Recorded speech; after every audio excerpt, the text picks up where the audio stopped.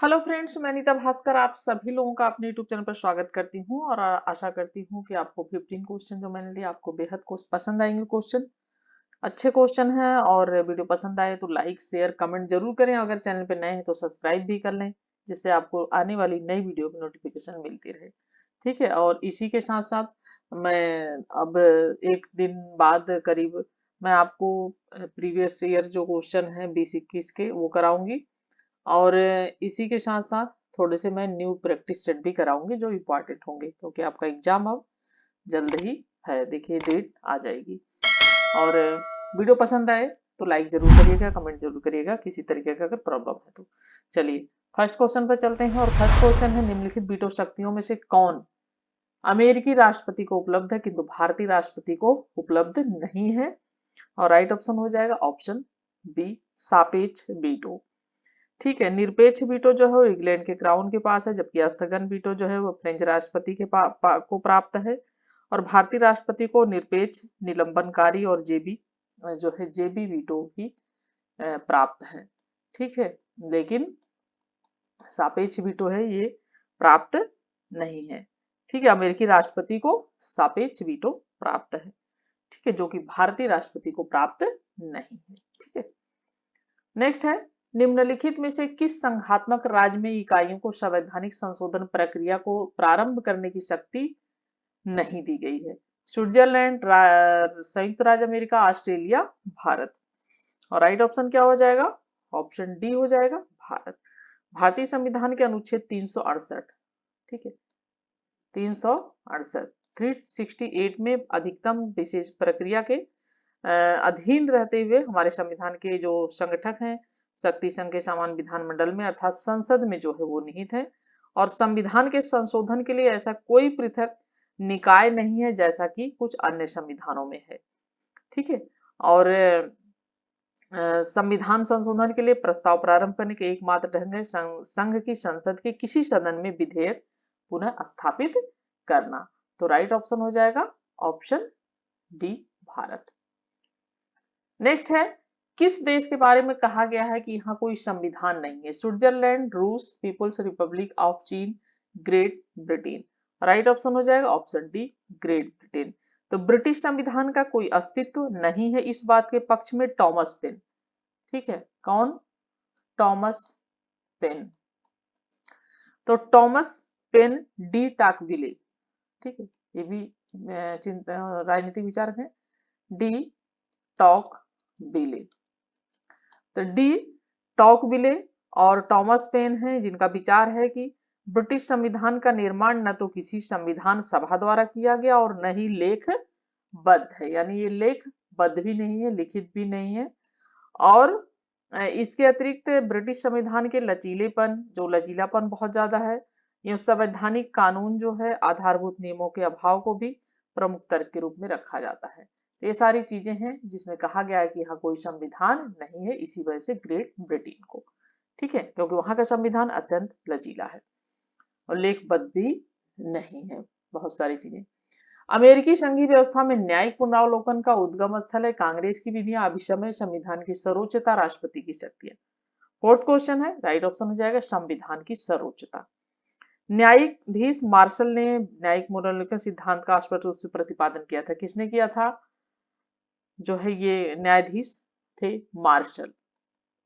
ठीक है, और उन्होंने कहा कि संविधान देश का क्या है? सर्वोच्च कानून है। संविधान क्या है? देश का सर्वोच्च कानून है, उसी के अनुसार कार्य किया जाता है। और सर्वोच्च कानून, और इसलिए कांग्रेस द्वारा पारित जो विधियां अन्य कानूनों की तुलना में श्रेष्ठ है, इसलिए संविधान के विपरीत बनाए गए कानून असंवैधानिक है, ये बात की जा रही है जो है बाहर की। ठीक है, और न्यायालय ने अवैध घोषित करते हुए इन्हें मानने से इनकार कर सकता है।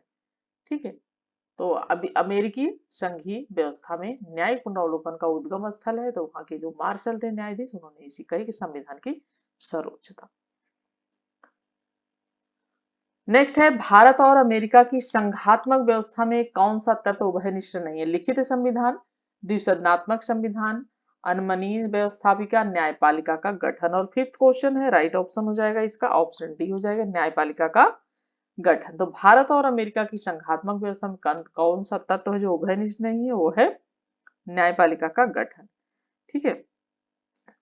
भारतीय संविधान में अमेरिका की तरह न्यायालयों को दोहरी प्रणाली नहीं दी गई है, यानी दोहरा जो है दोहरी प्रणाली वो नहीं दी गई है और इसके अंतर्गत नहीं रखा गया। और हमारे संघ के अधीन संघ और राज्य दोनों के लिए न्याय की एक ही प्रणाली है, संघ के लिए और राज्य के लिए, तो दोनों के लिए एक ही प्रणाली अपनाई जाती है जो संघ और राज्य की विधियों का प्रशासन करती है। तो राइट ऑप्शन हो जाएगा न्यायपालिका का गठन। 6 क्वेश्चन, निम्नलिखित में से किस देश का संविधान नमनीय तथा विकसित है? Japan, Britain, Pakistan, Australia. Right option हो जाएगा ऑप्शन बी ब्रिटेन। ब्रिटिश संविधान को नमनीय तथा विकसित कहा जाता है। ब्रिटिश संसद संविधान में कोई भी संशोधन सामान्य बहुमत से किया जा सकता है, बहुत आसानी से इसमें संशोधन किया जाता है सामान्य बहुमत के द्वारा भी, इसीलिए लचीला संविधान कहा जाता है कि यहाँ का संविधान बहुत लचीला है। और चूंकि ब्रिटिश संविधान किसी संविधान सभा का परिणाम नहीं है, यानी उसके लिए कोई संविधान सभा नहीं गठित की गई थी, वरन धीरे धीरे क्या हुआ है, इसका विकास हुआ है, यानी विकसित हुआ है, ये कहा जाता है। तो इसीलिए इसे विकसित संविधान कहा जाता है। ठीक है, क्या कहा जाता है? इसे विकसित संविधान कहा जाता है, ग्रेट ब्रिटेन के संविधान को। नेक्स्ट है, राज्य पृथ्वी पर ईश्वर का अवतरण या अवतार है, या किसका कथन है? Green, Kant, Hegel, Plato. Right option हो जाएगा सी। बहुत बार बता चुकी हूं मैं क्वेश्चन कि हीगल राज्य को ईश्वर की महायात्रा का अंतिम पड़ाव कहता है। क्या कहता है? यह ईश्वर की यात्रा का, ठीक है, ईश्वर की यात्रा का अंतिम जो है पड़ाव, ठीक है, यानी ठहराव। तो राइट ऑप्शन जो है वो है हीगल। और हीगल जो है वो राज्य को पृथ्वी पर परमात्मा का अवतरण उसने कहा है राजा को, राज्य को। और हीगल का आंगिक सिद्धांत निरंकुश राज्य का समर्थन करता है। किसका समर्थन करता है? निरंकुश, ठीक है, निरंकुश राज्य का ये समर्थन करता है। और मुसोलिनी हीगल के इस विचार से प्रभावित था। इटली का मुसोलिनी जो था उसके इस विचार से वो प्रभावित था और इसीलिए हीगल को फांसीवाद का आध्यात्मिक गुरु भी कहा जाता है। तो हीगल को फांसीवाद का आध्यात्मिक गुरु भी कहा जाता है। दो तीन पॉइंट आपको ध्यान रखने हैं, ठीक है। और इसकी पुस्तक थी द फिलोसफी ऑफ राइट्स, ठीक है। तो हीगल ने अपनी पुस्तक द फिलोसफी ऑफ राइट्स में राजा को पृथ्वी पर परमात्मा का क्या कहा है? अवतरण कहा है। कौन सी पुस्तक थी? ठीक है, द फिलोसफी, ठीक है, ठीक है, द फिलोसफी और द फिलोसफी ऑफ राइट, ठीक है, ऑफ राइट्स है जो ये पुस्तक जीएसटी। तो ये हो जाएगा द फिलोसफी ऑफ राइट्स, जिसमें इसने कहा है कि राजा को पृथ्वी पर परमात्मा का अवतरण कहा है। तो राइट ऑप्शन हो जाएगा हीगल। नेक्स्ट है, सबसे पहले राज्य के आंगिक सिद्धांत का प्रतिपादन किसने किया? Machiavelli, Plato, Marx, Herbert Spencer. Right option हो जाएगा ऑप्शन बी प्लेटो ने। तो प्लेटो ने सर्वप्रथम आंगिक सिद्धांत प्रतिपादित किया और उन्होंने कहा कि व्यक्ति का ही बृहत्तम रूप राज्य है। क्या कहा इन्होंने? कि व्यक्ति जो है, व्यक्ति का जो बृहत्तम रूप है वो क्या है? राज्य है। तो व्यक्ति का बृहत्तम रूप ही क्या है? राज्य है। ये कहा है किसने? प्लेटो ने। और आगे चलकर हीगल, हॉब्स, रूसो, ब्लंटसली जैसे विद्वानों ने भी इस सिद्धांत का क्या किया है? समर्थन किया है, प्लेटो के आंगिक सिद्धांत का। नेक्स्ट है, निम्नलिखित में से किसने राज्य को अत्यधिक महत्व प्रदान किया? Gandhi ji, Bakunin, Hegel, Saint Augustine. और 9th क्वेश्चन का जो राइट ऑप्शन हो जाएगा, ऑप्शन इसका हो जाएगा सी, ठीक है, हीगल। अभी हमने बात की थी। तो हीगल के अनुसार राजात्मा के उच्चतम विकास का प्रतीक है। क्या कहता है?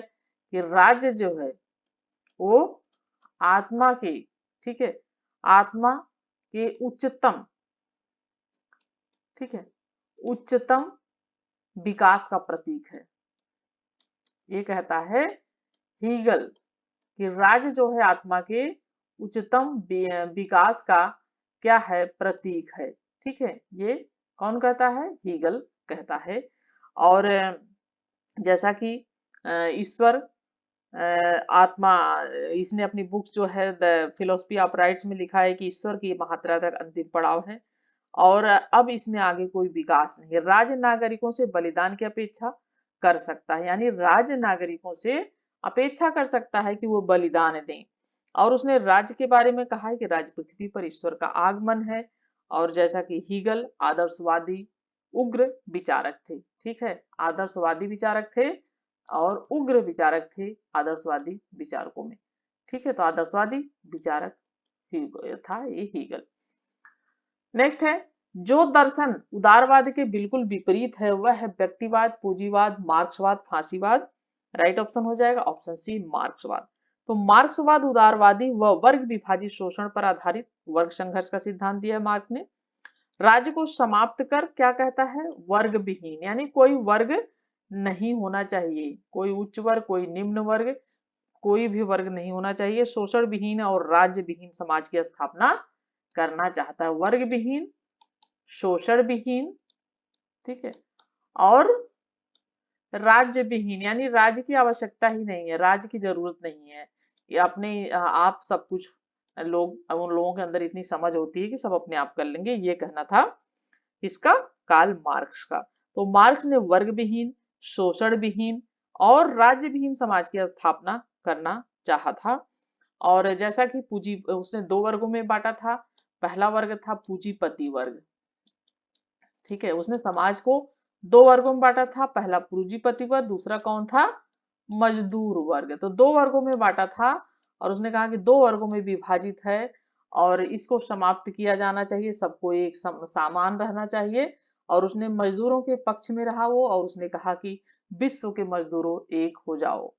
तो ये सारी चीजें हैं जो है मार्क्सवाद के बारे में, ठीक है। और डिटेल में जानना चाहते हैं आप तो थोड़ा सा और अच्छी तरीके से पॉलिटिकल थिंकर्स की जो वीडियो है उसे आप जरूर देख लें, ठीक है। नेक्स्ट है, अपने सभी नागरिकों को रहने के लिए न्यूनतम जीवन स्तर प्रदान करने की अवधारणा जुड़ी है समाजवादियों से, जन कल्याणकारी राज्य से, आदर्शवादियों से, व्यक्तिवादियों से।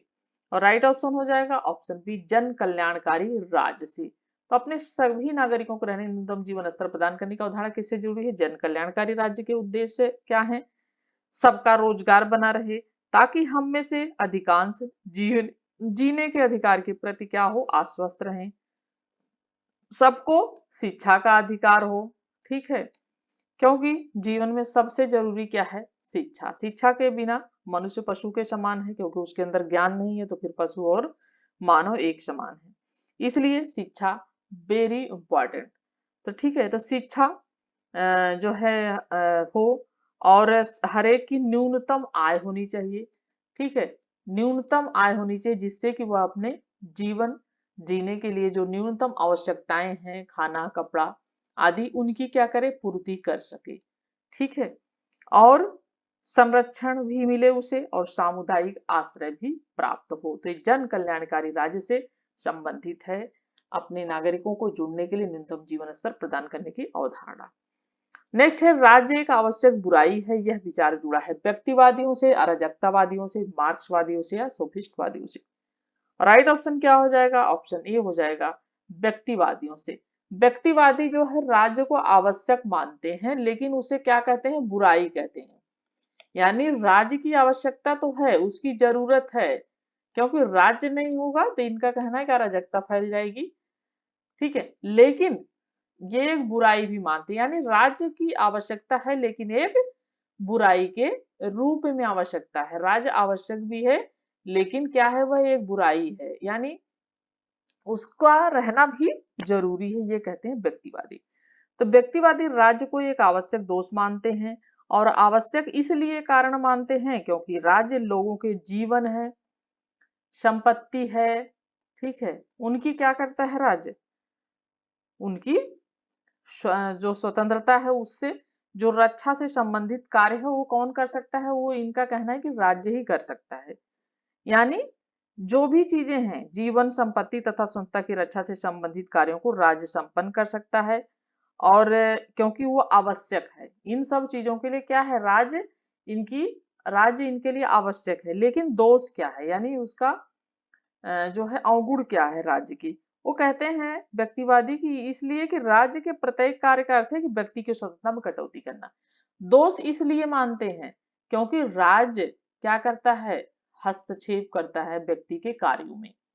ठीक है, व्यक्ति की जो स्वतंत्रता है उसमें क्या करता है, बाधक मानता बना जो है मानता है व्यक्तिवादी राज्य, यानी व्यक्ति स्वतंत्र नहीं रह पाता है राज्य की वजह से, तो ये दोष है। लेकिन जीवन संपत्ति और इन सब चीज को लेकर सुरक्षा के लिए, स्वतंत्रता के लिए भी राज्य की आवश्यकता महसूस की है, तो इसीलिए व्यक्तिवादी कहते हैं कि राज्य एक आवश्यक बुराई है। ठीक है, ऑप्शन ए। नेक्स्ट है, निम्नलिखित में से किसने कहा, निम्नलिखित में से किसने कहा, किसने पहले समाजवाद शब्द का प्रयोग किया। MacIver, Robert oven, marks, Bentham. Right option हो जाएगा ऑप्शन बी हो जाएगा रॉबर्ट ओवन। तो रॉबर्ट ओवन कहाँ के थे, इंग्लैंड के। ठीक है, और सर्वप्रथम समाजवाद शब्द का इन्होंने प्रयोग किया। और ऐसे on the formation of character 1813-15 में प्रकाशित रॉबर्ट ओवन की पुस्तक है। कौन सी पुस्तक है, ठीक है, ऐसे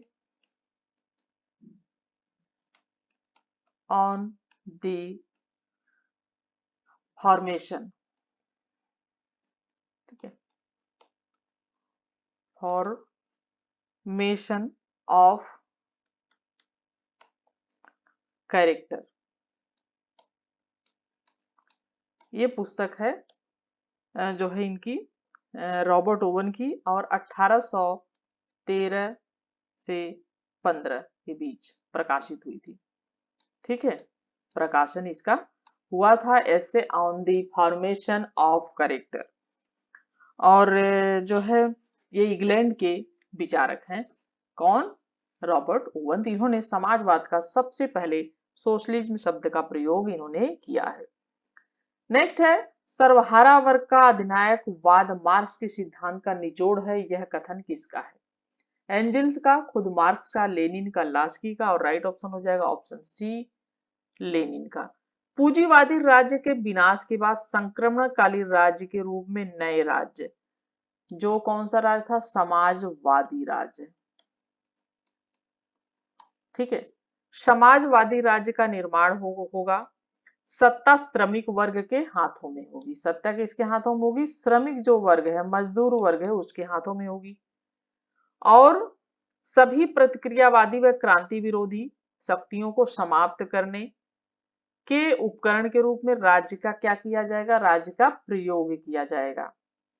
और इसी संदर्भ में, और सर्वहारा वर्ग जो है, ठीक है, सर्वहारा वर्ग यानी जो सभी लोगों का वर्ग है, सर्वहारा वर्ग का अधिनायकवाद होगा। और इसी संदर्भ में लेनिन सर्वहारा वर्ग के अधिनायक तंत्र को मार्क्सवाद का क्या कहते हैं, निचोड़ कहते हैं। लेनिन कहते हैं कि सर्वहारा वर्ग का अधिनायकवाद मार्क्स के सिद्धांत का निचोड़ है। तो राइट ऑप्शन हो जाएगा लेनिन का। नेक्स्ट है, निम्नलिखित में से कौन सही सुमेलित नहीं है। रूसो सोशल कॉन्ट्रैक्ट सुमेलित है, सामाजिक समझौता हिंदी में लिख के आएगा, या सामाजिक संविदा भी लिख के आता है, और इंग्लिश में सोशल कॉन्ट्रैक्ट लिख के आएगा। लॉक, लेक्चर ऑन दी ज्यूरिप्रूडेंशियल विधि पर शास्त्र का व्याख्यान, लॉक की पुस्तक है। मार्क्स की पुस्तक है द कम्युनिस्ट मैनिफेस्टो, साम्यवादी घोषणा पत्र। हॉब्स की लेवियाथन। ठीक है, तो इसमें क्या पूछा है कि इसमें लेक्चर्स ऑन ऑस्टिन की जो है ये रचना है, तो राइट ऑप्शन हो जाएगा ऑप्शन बी। एक इसकी रचना है, जॉन ऑस्टिन की रचना है, तो ये जो है ये सुमेलित नहीं है। ठीक है, किसकी रचना है ये, जॉन ऑस्टिन की। ठीक है, और ये ऑस्टिन ने की एक परिभाषा बहुत मशहूर जो अक्सर पूछी जाती है कि कानून संप्रभु का आदेश है। ठीक है, क्या कहा था ऑस्टिन ने कि कानून जो है वो संप्रभु का आदेश है। और यह बहुत छोटा सा परिभाषा है, लेकिन हमेशा पूछी जाती है एग्जाम में। ठीक है, आदेश है। और राइट ऑप्शन इसका हो जाएगा ऑप्शन बी, लॉक। तो राइट, 15 क्वेश्चन हमारे कंप्लीट हुए, और आशा करती हूँ वीडियो आपको पसंद आई होगी। पसंद आई तो लाइक शेयर कमेंट जरूर करें। चैनल पे अगर नए हैं तो सब्सक्राइब कर लें। नेक्स्ट वीडियो में मिलती हूँ, तब तक के लिए आप सभी लोगों का धन्यवाद। Thank you for watching video.